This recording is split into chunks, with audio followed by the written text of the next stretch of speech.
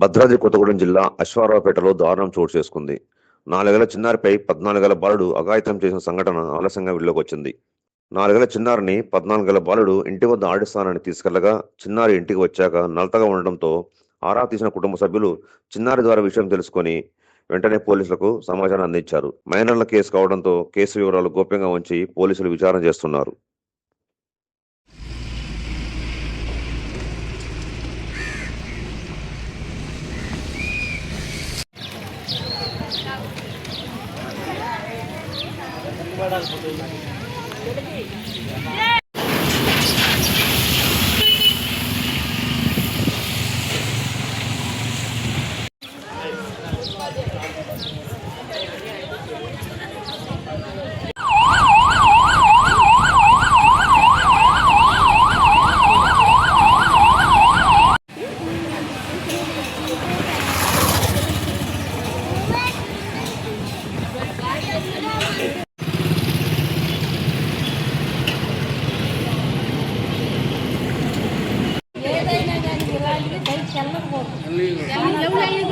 తప్పు ఆగమని ఇంట్లో పెట్టి 4 దెబ్బలు